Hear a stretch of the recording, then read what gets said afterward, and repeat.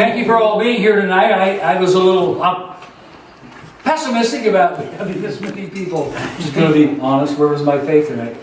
I guess it wasn't here. Anyway, tonight, I'm not going to do my whole lesson. I'm going to cut it in half. I was watching what I did the last time, and I was really just going at a very fast pace. And I'm watching that, and I'm trying to keep up with myself as I'm watching it. And I thought, well, I'm going to slow this down. So I'm going to do half of my lesson tonight on some of the schemes or ploys or tactics I find Satan using in the Bible, and also in my own life. And you'll probably think of some that Satan's used against you. And then another lesson will be, how do you overcome that? Some ways you can fight back. Some ways to protect yourself and your family. And then, I was telling Joseph here on Sunday, I was studying in 2 Corinthians, and I read something about Paul saying in chapter 12 that he was given a thorn in the flesh. He'd been in the third heaven. He saw all these visions that nobody should see. And so to keep him from being conceited, he got a thorn in the flesh, which he called a messenger of Satan. And I thought, that's interesting. We're talking about some of the schemes and things that he throws at us tonight. Well, is there a difference between that and a messenger from Satan? So I want to explore that. So I have 2 more lessons that I'm going to do on this topic of Satan. Satan just kind of got me here, and I'm going to finish it. No, I think it's a very important subject, to say the least. And I thought about it probably, I don't know how many years ago, when, as you know, one of my sons was harmed. He was hurt. And in my experience, I began to see, all of us were hurt. And all of a sudden, I don't know where I was, it just dawned on me, you know what? Satan's coming after me through him. Satan is coming after my family to destroy it. Because when that happens to a child, things can go really haywire. For a lot of people, for everybody. And that's when I thought, well, I need to do more study on Satan, although I had done some before when I was preaching years ago. So that's what I'm planning to do, half of the lesson tonight. Another time, really, how do we overcome? You'll know how to overcome something yourself. Just reading the scripture. I will deal with one thing tonight about how we fight back against Satan, and that'll be at the end. But I was thinking about Satan, and I was thinking about, what would your response be if you found out, because you witnessed a crime by some mafia mobster. You witnessed the crime that he committed, or a mobster, somebody in MS-13, and you could fingerprint him, or you could identify him, go to court and put him away. If you found out somebody had a contract on you, that there was a hitman after you, what would you do? What would your response be? I don't know, thinking about that, I got a little more serious about Satan. I got a little more energetic and a little more worried about my response to him. And what I was doing in my life to overcome his influence in me, my family, and people that I know. If you had a price on your head tonight from a hitman of the mafia, what would you do? And not only is it on you, they're going to come after anybody in your family, and they do. I used to live in mafia territory in northeastern Pennsylvania. A very interesting place to live. Most people didn't know that that's where Pennsylvania mob was. It was in Pittston, not Philadelphia. Right? Because nobody knew it was there. But there were some real dangerous characters that lived in that area. I knew that because I ran onto an ex-narcotic agent who filled me in on a lot of those details. I know what I would do. I would get me some kind of witness protection. And that's some kind of a witness protection program. That's what I would do. Somebody to protect me. Well, we have a hitman after us. Every single day of the week. Yes. We have a mafia hitman who has a contract on your head and mine, your kids, your wife, everybody you know that's a Christian. And it's Satan. He really is a hitman. So what is our witness protection program? What plan? What's yours? Part of that, I think, is 2 things. For one thing, I would like to know just how he's going to come after me, this mafia hitman. I want to know something about his tactics. Yeah, I have somebody protecting me. Maybe the FBI or somebody, I don't know. But anyway, I would like to know what some of his tactics are, so I could get around some of those things. That's the first thing I would like to know. How is he going to come after me? Secondly, what can I do exactly to protect myself and my family in a very real way? What am I going to do to thwart his efforts to ruin my life or destroy my life? That's what I would do. Some of his schemes and his temptations against us are very individual. They're individually designed for you and for me, because I'm not you, you're not me. I don't have your weaknesses. Well, maybe I do. You probably don't have some of mine. And I think he tailors a lot of his temptations and his plots and his ploys to your individual personality and your weaknesses, your besetting sins, and ways that he can exploit. Yeah. He's cunning. He's smart. That's what he did. Now, 1 Corinthians 10 says, there's no temptation that's overtaken us that's not yet common to man. So we've all faced probably all the kind of temptations there are. And still I think he can attack us with the same sin, but in a different way. Because of our individual experiences, background, personality, weaknesses. And he will go after and exploit your weaknesses. For sure. Yep. He will. He'll try to take you out on those. Yes, no temptation has overtaken you except what is common to mankind. And God, God is faithful. He will not let you be tempted beyond what you can bear, but when you are tempted, He will also provide a way out so that you can endure it or escape it. Those are two good translations. I prefer escape it. The more literal translations use that word, escape it. And there are any number of ways that we can escape. And I just point one out tonight, which we're really not going to talk about much, is find other disciples that have faced the same temptation and that have overcome it. Find somebody else that's beat Satan at his game in whatever sin it is or temptation that it is. Get advice from them. Befriend them. Find out how they did it. But he will come after us in different ways with the same sin because of who we are individually. We need to study and know his schemes. He is the epitome of evil on steroids, to say the least. He is the list of sins in the New Testament personified. You choose a list. Romans 1, Galatians 5, 2 Timothy 3, 1 Corinthians 6. You choose any of those lists of sins and others. He's been involved in he's done every one of them. He's attempted with everybody with all over the world with those sins. He knows all about them. He is those sins. And he'll use any and all to destroy you and to destroy me. There's nothing he won't do to cause you to lose your soul salvation. He wants you to join him and his angels, his demonic angels, in hell. Matthew 25:41. Jesus said hell was prepared for who? The devil and his angels. When you use angel, that doesn't sound very bad, does it? I call it demonic angels. Not an angelic angel. Demons. He wants us to join he and his demons in hell forever. That's his plan. Every day. You just think about that for a while. Satan, wherever you are, at work, at home, on the highway, whatever you're doing, his game plan for you and for me is to take you to hell and be there forever with he and his demons. Right. Just as the acts of the flesh or sinful nature are obvious, Galatians 5:19, so are many of Satan's schemes or tactics to spiritually ruin you and I.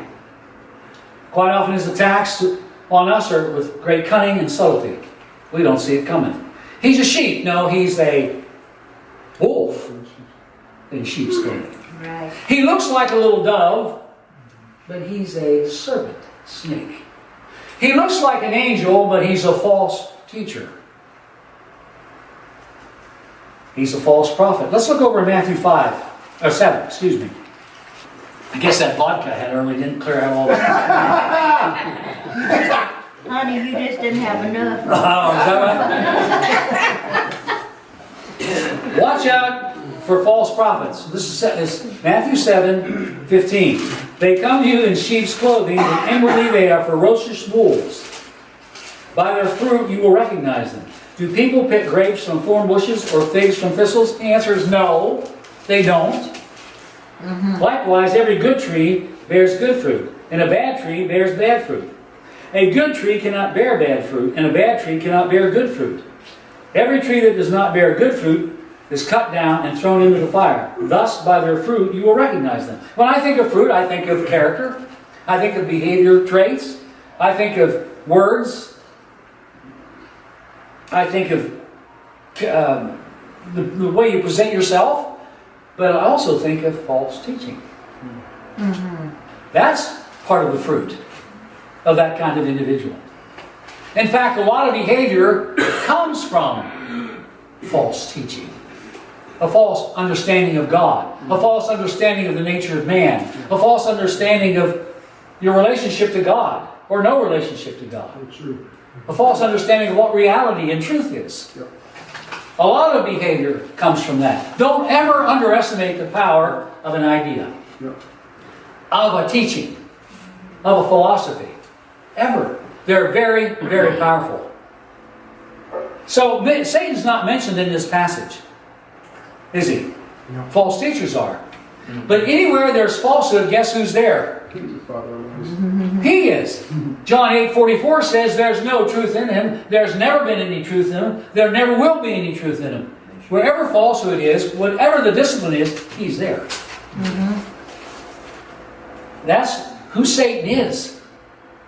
He lives for falsehood and evil and unrighteousness and ungodliness. That's who he is. So when I read this passage, I see Satan all over it. Paul says in 2 Corinthians chapter 11. Let's go over there.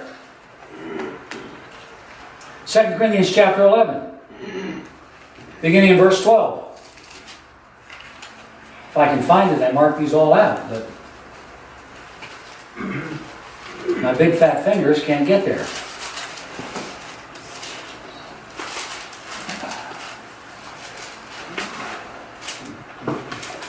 Verse 12. Here, he's answering people that came that were really knocking his ministry, saying he wasn't a real apostle, putting down his ministry there, and sowing a lot of discord among the brothers in the Corinthian church. And he's answering them.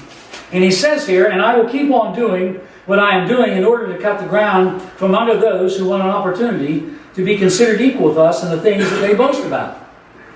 For such people are false apostles, deceitful workers, false teachers, masquerading as apostles of Christ. And no wonder, for Satan himself masquerades as an angel of light.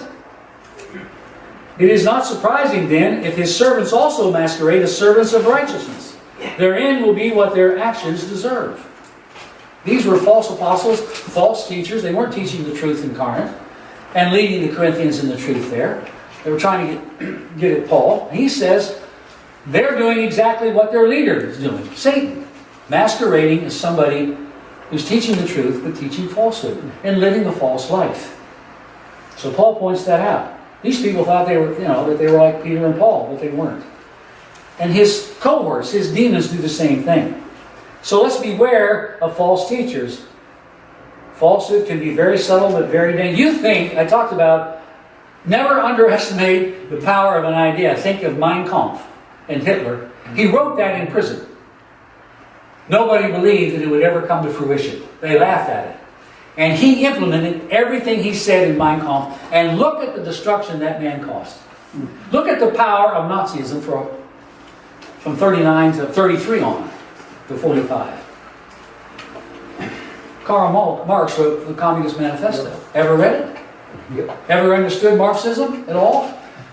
I studied under one of the great Marxist scholars in the U.S. He wasn't known by a lot of people because he came from a small college, Dr. J.D. Bales. He said he taught against communism not because it was political, although it had political ramifications, social ramifications, financial ramifications, cultural ramifications, but because it was the biggest organized atheistic organization in the world. That's what he was against. He was a great Christian apologeticist. And that's why he fought against it. But he talked about the power of that guy's idea in that manifesto. And it's amazing how much damage communism has done around the world. And is still doing. False teaching. It's just full of falsehood. Of course, I couldn't follow all of Marx. He took me down rabbit holes that I couldn't follow. He's just, wow.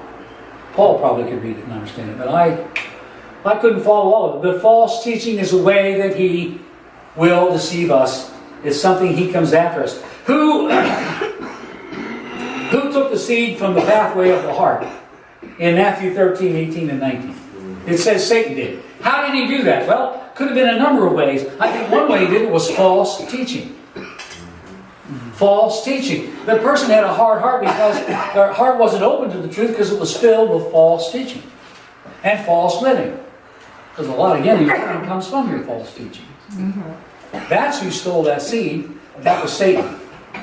So beware of false teachers. Know your Bible from end to end. As best you can. Secondly, he's a tempter of marriage and their sexual purity, and singles as well. He'll come to marriage and tempt you with sexual immorality. He does that with unmarried as well. That's 1 Corinthians 7, 1 through 5. Let's look at that.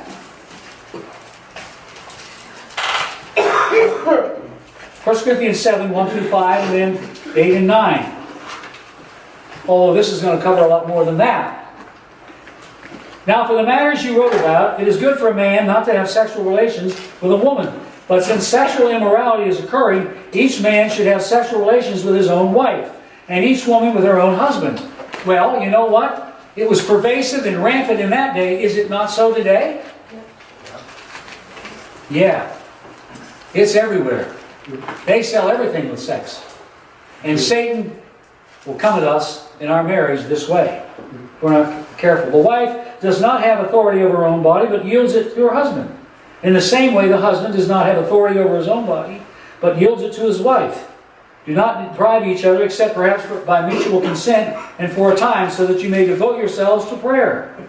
Then come together again so that Satan will not tempt you because of your lack of self-control. I say this as a concession, not as a command. I wish that all were as I am, but each of you has your own gift from God. One has this gift, another that. Now to the unmarrieds, the singles again, widows, I say it is good for them to stay unmarried, as I do. But if they cannot control themselves, they should marry. For it's better to marry than to burn with passion. That's just as true today. Every day I go to work, and I've been doing this a long time, I prepare my mind for that when I walk out the door. I know very well there's a woman out there that can trip me up. And there's one for every man in this room. And there's a guy out there for every girl in this room. And Satan knows who it is. And he'll use them against you.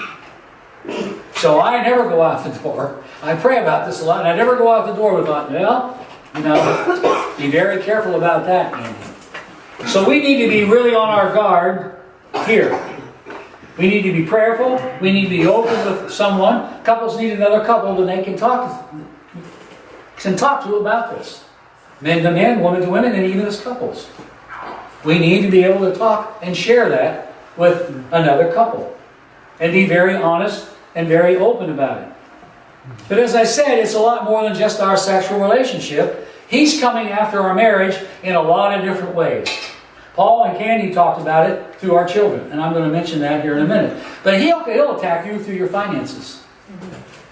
He'll attack you through your child rearing, or lack thereof, skills. He'll attack you through your recreation. He'll attack you through your work. Are you a workaholic and really in love with your work and not God and your family? He'll attack you in a lot of different ways, and he knows what those weaknesses are. I have 3 buddies in Atlanta, all of them pretty wealthy. And one of them just will admit to you, I love money. He says, I have a love for money. But that's how he stays right with God. He's constantly confessing it, and he's very, very generous with people in need. But he knows that Satan can attack he and his wife and their marriage through money. Because he just loves them, and he's good at making it. He really is. That's just one of them, but he will attack your children. It's not if, it's when. I was talking to Paul after his lesson, and I said to him, I try to talk to people that have kids to be a little bit paranoid about their peers and who they're hanging out with. He said, no, be a lot paranoid. Did you not? And I like that advice. Be a lot paranoid about who your kids are spending time with, who you're spending time with. Right. I got an email the other day from a church I visited down in Houston. And about 3 weeks ago, they spent a whole Saturday talking to parents and kids on how to handle your telephone. Snapchat, Facebook, Twitter. What else? I don't know. I don't use it. But talking to them about the dangers that it poses to their kids. And Paul also talked about one of the things is peer pressure, sex, alcohol, and drugs. He's going to come at your kids through those avenues at least. If this scares you, I hope it does.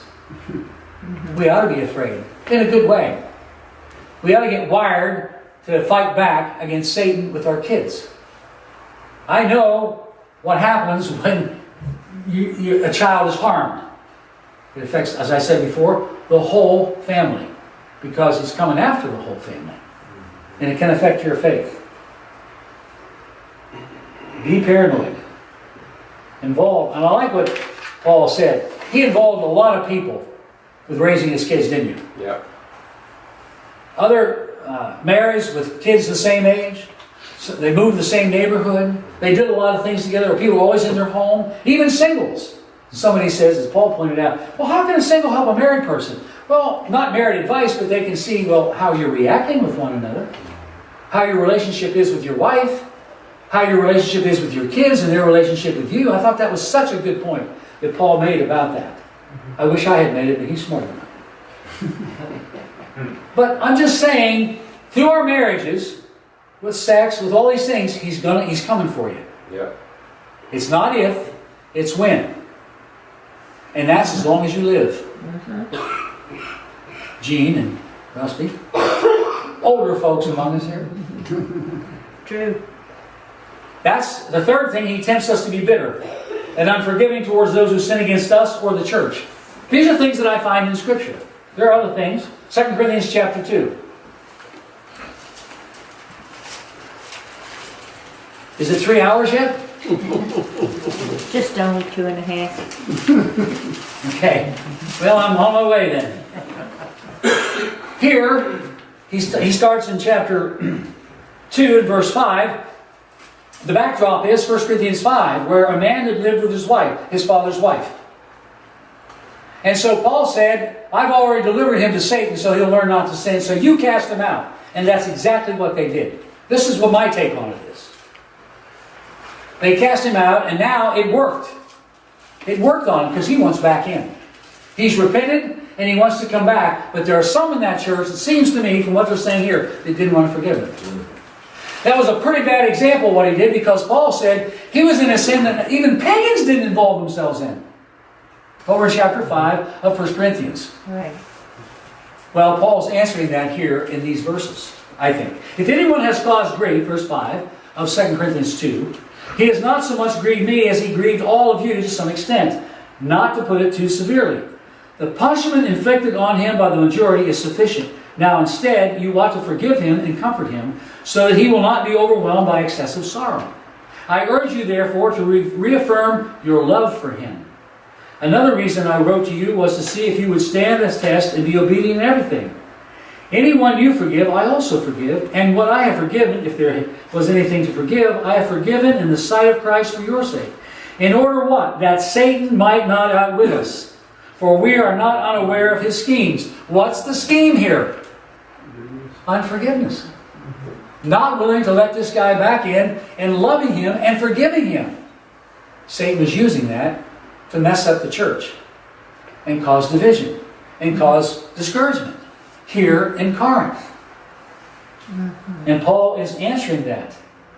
I believe not forgiving others is a bigger temptation than we may want to admit it. I preached on that a few months ago. Didn't I hear something about that? Angela talked to the women about bitterness at their root, didn't she? Some weeks ago. Matthew 18, let's turn there. Yeah, a lot of scripture tonight. Matthew 18, 21 through 35, and the unforgiving servant. Beginning in verse 21, then Peter came to Jesus and asked, how many times shall I forgive my brother or sister who sins against me? Up to 7 times? I'm patting myself on the back. I'm feeling really good about myself. I'm willing to do it 7 times. And Jesus said, I tell you, not 7 times, but 77 times. Therefore, the kingdom of heaven is like a king who wanted to settle accounts with his servants. God is settling an account with you and with me. And as he began the settlement, a man who owed him 10,000 bags of gold, or about $10 million, was brought to him. Since he was not able to pay, the master ordered him that he and his wife and children and all that he had be sold to repay the debt. You think it was going to repay the debt? Not on your life. No possibility. At this, the servant fell on his knees before him. Be patient with me, he begged, and I will pay back everything. The servant's master took pity on him, canceled the debt, and let him go. Why did he have pity? He knew he was never going to pay it. There was no chance. He could never pay that back. But when that servant went out, he found one of his fellow servants who owed him 100 silver coins, maybe $40, I guess. He grabbed him and began to choke him. Pay back what you owe me, he demanded. His fellow servant fell to his knees and begged him, be patient with me and I will pay it back. You think he could have paid the $40? Oh yeah. There was every possibility he could do that. But he refused and said he went off and had the man thrown into prison until he could pay the debt. When the other servants saw what had happened, they were outraged and went and told their master everything that had happened. Then the master called the servant in. You wicked servant, he said, I canceled all that debt of yours because you begged me to. Shouldn't you have had mercy on your fellow servant, just as I had on you? In anger, his master handed him over to the jailers to be tortured until he should pay back all he owed. How would he pay back all he owed in jail? Never. So what did he just do? He sent him to hell. Forever. There's no way he's going to pay that back. This is how my Heavenly Father will treat each of you unless you forgive your brother or sister from your heart. Satan knows that. And he tempts us to hold grudges, to be unforgiving toward an individual or somebody that's done something in the church. I've had attitudes about people who left the church and I realized, well, you're not God, Andy. And I forgave them. They have to stand before God just like I do. And who am I? I got a plank to take out of my eye. They got a speck. I have to forgive them. Fourthly, we can drift away from what we have heard and obeyed. Hebrews chapter 2, verse 1. He'll get us to do that. He'll tempt us to drift away. To just slowly go past where we need to be. Hebrews 2:1. We must pay the most careful attention, therefore, to what we have heard, so that we do not drift away. And in the Greek it means drift away. It's like a boat. It's not in a very heavy current, and it's out there, and it's just drifting, and about pretty soon it's about to go by where it can dock, and once it gets by, it can't dock it, ever. You can't get back to docking. We have to be careful we don't do. How do you do that? Well, these people were drifting because of suffering, pain, persecution, losses. The book of Hebrews, the writer is worried about, the main theme is apostasy, in my opinion. That these people are going to go back to Judaism and give up on Christ. And he's very concerned that they're going to apostatize. And how does he answer? With a theme of Christianity is superior. It's better. Why would you go back to Judaism when everything about Jesus and the Christian system is superior? And that's his argument throughout the book, from chapter 1 to the end. Because these people in chapter 10, you're going to see what they had faced. And this was discouraging them. And we can be the same way, beginning in verse 32 of Hebrews chapter 10. I told you it would be 3 hours, or almost. Remember those early days, this is verse 32 of chapter 10, when you had received, take us away from faith. Yeah. If we don't see that God uses his discipline, he will take us. Because we suffer some kind of ridicule, or some kind of loss, or some kind of suffering. You know, in some parts of the United States, it's not very politically correct to be a Christian. I see it more and more and more. Secular humanism has been trying to pull Christianity out of this culture by its roots for a long, long time. If you don't think so, read the manifesto of secular humanism. That's exactly what they want to do. And they do it through different little movements today. I'm not going to mention them. There are too many. Some of them are very controversial. I think we ought to talk about them though sometimes. Like abortion, LGBTQ. They all want to rip that out by the roots. They do. Anyway, he can come at us that way. He can discourage us because we face somebody's ridicule. We face somebody's criticism because we stand up for what's right. I was in 6th grade today doing ELA over at the middle school. And teachers, lots of times, they post up what they're reading. And I really like what one lady said. She said the Bible. She's reading the Bible and then another book. I haven't seen that in a while. She had some guts to do that. She had some faith to do that. It says in 1 Peter 5:8, how is he seeking to devour us? He's a roaring lion, seeking to devour us. How? That context of 1 Peter is persecution. He will seek to destroy us in a lot of different ways, some of which I'm touching on. But in the context of 1 Peter, in my opinion, it's persecution. It's not very widespread. It's not like the persecution you find in Revelation. But it's persecution for being a Christian. And Satan is coming after those people through persecution. It's probably coming on us too, if we take a stand for Jesus. He'll seek to derail our Christian faith this way, to discourage us. And so we'll maybe just one day just drift on by. Because it happens subtly. And 1 increment at a time, 1 inch at a time. We have to be careful. We need to arm our hearts and minds with this. I don't know what this is. 5 maybe? The temptation to love money. Perhaps our greatest temptation in our materialistic culture. If there's one word that describes our culture today, it's materialism. The great American dream. Well, I believe in that. To an extent. But for many, you're not successful and you don't have the dream unless you're wealthy and you're rich. And that really becomes your God. But how many masters can you serve? One. Satan wants us to try to serve both. And that throws us all off. You can't have one foot in the kingdom and one foot out serving mammon. Right. You can have both in the kingdom and you can have money. Use it like my friend does in Atlanta. He blesses a lot of lives because he's very generous. 1 Timothy 6:10 says it best. For the love of money is a root of all kinds of evil. Some people, eager for money, have wandered from the faith and pierced themselves with many griefs.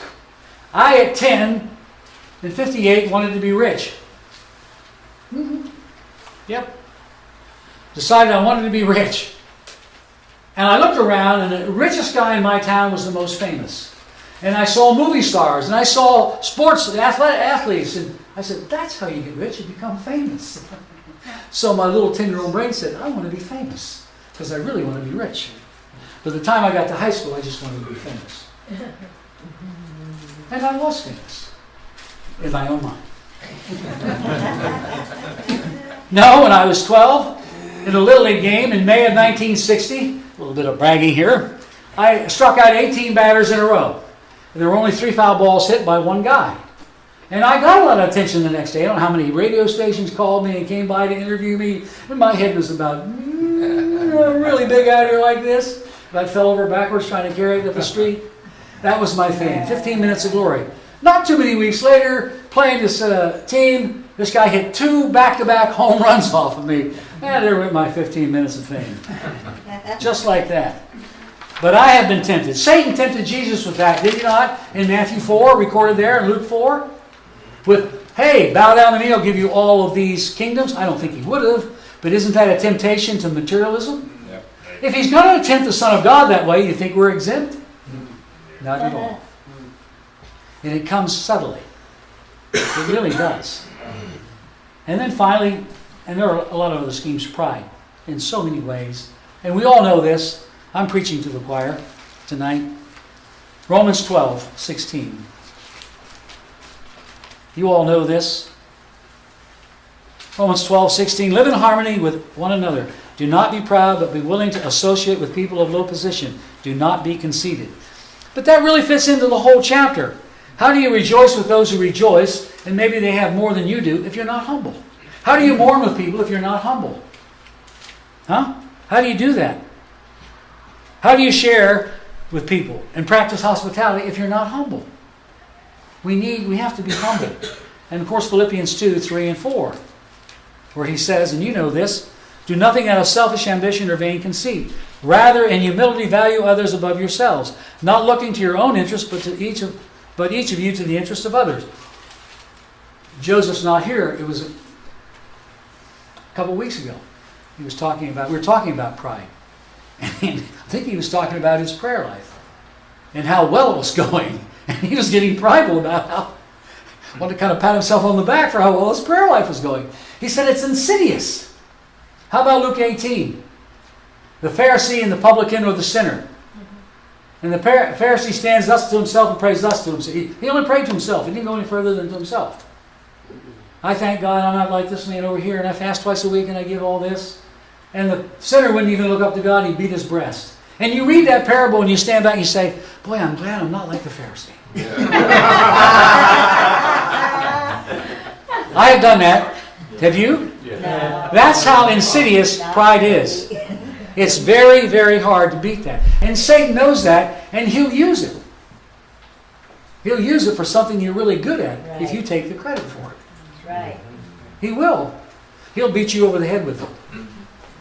And then make you feel guilty about it. There are a lot of other schemes. That's up to you to go find them. This is just a primer. I'm not the expert in this. You need to do the study. You need to do the legwork, not me.